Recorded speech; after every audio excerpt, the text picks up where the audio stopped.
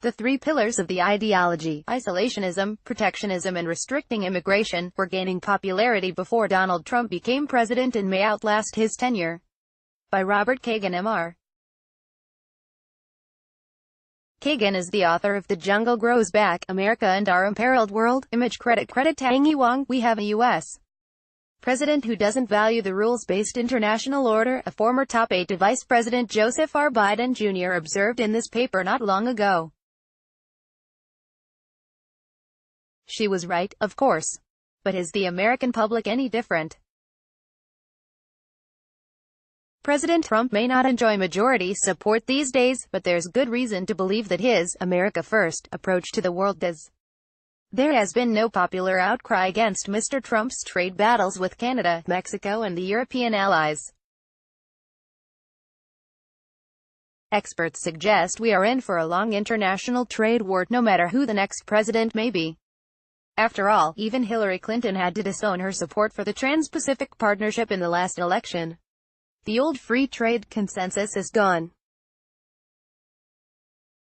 Mr. Trump's immigration policies may be more popular with Republicans than with Democrats, but few Democratic politicians are running on a promise to bring more immigrants into the country. And just as in the 1920s, isolationism joins anti-immigration sentiment and protectionism is a pillar of America Firstism. The old consensus about America's role as upholder of global security has collapsed in both parties. Russia may have committed territorial aggression against Ukraine, but Republican voters follow Mr. Trump in seeking better ties, accepting Moscow's forcible annexation of Crimea and expanding influence in the Middle East, even if some of the president's subordinates do not. They applaud Mr. Trump for seeking a dubious deal with North Korea just as they once condemned Democratic presidents for doing the same thing. They favor a trade war with China but have not consistently favored military spending increases to deter real war. Democrats might seem to be rallying behind the liberal order, but much of this is just opposition to Mr. Trump's denigration of it. Are today's rank-and-file Democrats really more committed to defending allies and deterring challengers to the liberal world order? Most Democratic politicians railing against Mr. Trump's appeasement of Moscow hailed Obama's reset a few years ago and chastised Republicans for seeking a new Cold War. Most Democratic voters want lower military spending and a much smaller United States military presence overseas, which hardly comports with getting tougher on Russia, Korea or China, except on trade. Most Americans in both parties also agree with Mr. Trump that America's old allies need to look out for themselves and stop relying on the United States to protect them. Few really disagreed with the president's stated reluctance to commit American lives to the defense of Montenegro. Britons in the 1930s did not want to die for Danzig, and Americans today don't want to die for Taipei or Riga, never mind Kiev or Tbilisi. President Obama was less hostile to the Allies than Mr. Trump, but even he complained about free riders. In retrospect, it's pretty clear that Mr. Obama was too internationalist for his party base. He expanded NATO, intervened in Libya, imposed sanctions on Russia and presided over the negotiation of the Trans-Pacific Partnership. Democrats may miss Mr. Obama for many reasons, but there's little evidence that the rank-and-file miss those policies. Mr. Trump's narrower, more unilateralist and nationalist approach to the world is probably closer to where the general public is than Mr. Obama's more cosmopolitan sensibility. It would be comforting to blame America's current posture on Mr. Trump, but while he may be a special kind of president, even he can't create a public mood out of nothing.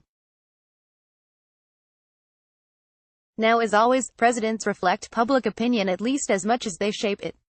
Between the two world wars, and especially from 1921 through 1936, an American public disillusioned by World War I was averse to further overseas involvement, and it didn't matter whether the presidents were supposed isolationists like Warren Harding and Calvin Coolidge or supposed internationalists like Herbert Hoover and Franklin Roosevelt.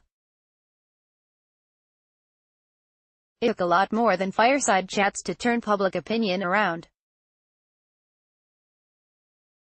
It took Hitler's conquest of Europe, near conquest of Britain, and finally, Pearl Harbor to convince a majority of Americans that America First was a mistake.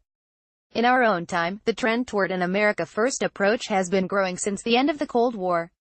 George H.W.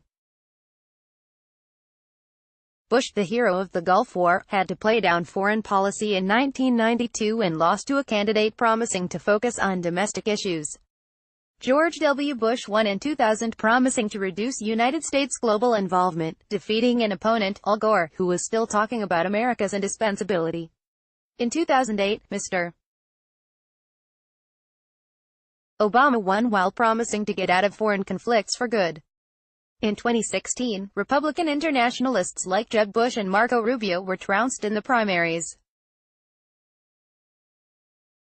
Hillary Clinton struggled to hold off Bernie Sanders, a progressive isolationist, and it was certainly not because of her foreign policy views.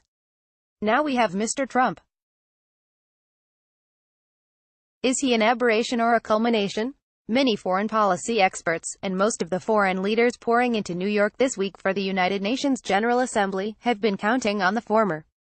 They placed their hopes on the 2020 elections to get America back on its old path.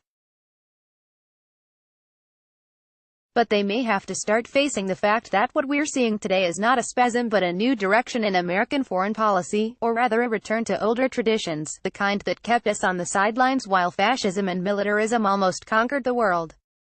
Robert Kagan, a senior fellow at the Brookings Institution, is the author, most recently, of The Jungle Grows Back, America and Our Imperiled World. Follow the New York Times opinion section on Facebook and Twitter, @NightOpinion.